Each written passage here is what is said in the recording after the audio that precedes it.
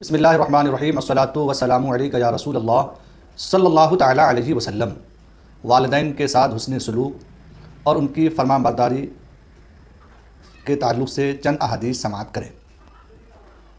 حضرت عبداللہ ابن عمر رضی اللہ تعالیٰ عنہ سے روایت ہے کہ نبی کریم صلی اللہ تعالیٰ علیہ وسلم نے ارشاد فرمایا کہ اللہ تعالیٰ کی رضا والد کی رضا میں ہے اور اللہ تعالیٰ کی ناراضگی والد کی ناراضگی میں ہے۔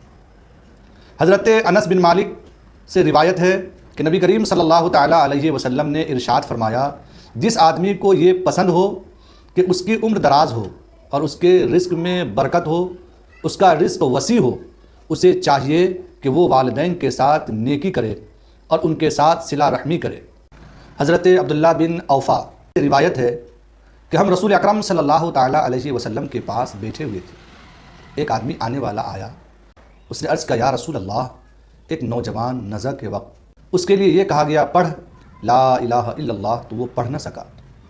نبی پاک صلی اللہ علیہ وسلم نے پوچھا، نمازی تھا؟ جواب ملا، ہاں نمازی تھا۔ نبی پاک صلی اللہ تعالیٰ علیہ وسلم اٹھ کھڑے ہوئے، ہم بھی آپ کے ساتھ اٹھ کھڑے ہوئے، اس جوان کے ہاں آئے اور فرمایا پڑھ لا الہ الا اللہ۔ اس نے جواب دیا، مجھے پڑھنے کی طاقت نہیں ہے، میں نہیں پڑھ سکتا۔ آپ نے فرمایا اس کی وجہ کیا ہے؟ وہ ماں باپ کی نافرمانی کرتا تھا۔ نبی پاک صلی اللہ علیہ وسلم نے فرمایا اس کی والدہ زندہ ہے؟ اس نے عرض کی ہاں۔ حضور اکرم صلی اللہ علیہ وسلم نے ارشاد فرمایا بلاؤ۔ بلایا گیا، وہ حاضر ہوئی۔ حضور سرور کائنات صلی اللہ علیہ وسلم نے ارشاد فرمایا آگ جلائی جائے گی اور اس کے اندر تیرے نوجوان لڑکے کو ڈال دیا جائے گا، اگر تو شفاعت کرے گی، معاف کرے گی تو بچ جائے گی، کیا تو اسے پسند کرتی ہے؟ اس نے کہا نہیں۔ تو میرے آقا نے فرمایا بول کہ میں اس سے راضی ہو گئی۔ ماں نے کہا میں اس سے راضی ہو گئی۔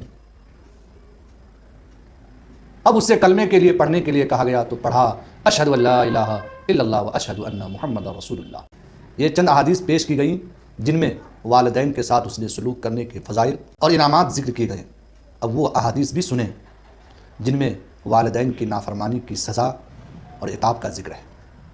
حضرت عمرو بن مرہ جہنی رضی اللہ تعالیٰ عنہ سے روایت ہے کہ ایک آدمی رسول اکرم صلی اللہ علیہ وسلم کے پاس حاضر ہوا، عرض کیا، یا رسول اللہ صلی اللہ علیہ وسلم، میں گواہی دیتا ہوں کہ اللہ تعالیٰ کے سوا کوئی معبود نہیں ہے اور عبادت کے لائق صرف اللہ ہے، اور آپ اللہ کے سچے رسول ہیں۔ میں 5 وقت کی نماز ادا کرتا ہوں، اپنے مال کی زکوٰۃ بھی دیتا ہوں، روزے بھی رکھتا ہوں۔ حضور اکرم صلی اللہ علیہ وسلم نے ارشاد فرمایا جو آدمی ان اعمال پر مر جائے وہ قیامت میں انبیاء، شہداء، صدیقین کے ساتھ ہوگا۔ اور آپ نے 2 انگلی اٹھائی اور ارشاد فرمایا جب تک والدین کی نافرمانی نہ کرے جنت میں اسی وقت جائے گا جب تک والدین ان سے راضی ہوں گے۔ نبی کریم صلی اللہ علیہ وسلم نے فرمایا اے مسلمانوں کی جماعت، اللہ سے ڈرو اور صلہ رحمی کرو۔ صلہ رحمی سے بہتر کوئی ثواب نہیں ہے۔ تم اس کی بغاوت سے بچو، کیونکہ جنت کی ہوا 1000 سال کے سفر سے سونگھی جاتی ہے۔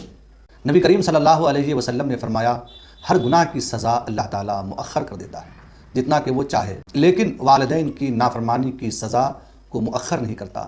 اللہ تعالیٰ والدین کے گستاخ کو موت سے پہلے دنیاوی زندگی میں سزا دیتا ہے۔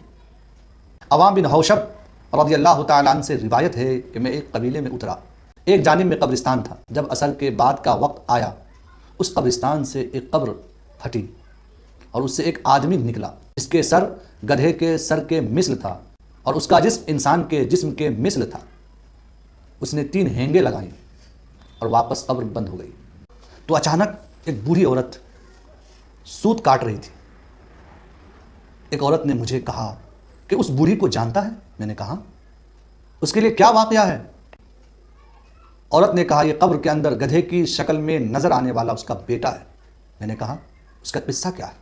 اس نے کہا یہ شراب پیتا تھا، جب شراب کے نشے سے فارغ ہوتا تو اس کی ماں کہتی تو اللہ سے ڈر، یہ شراب تو کب تک پیے گا؟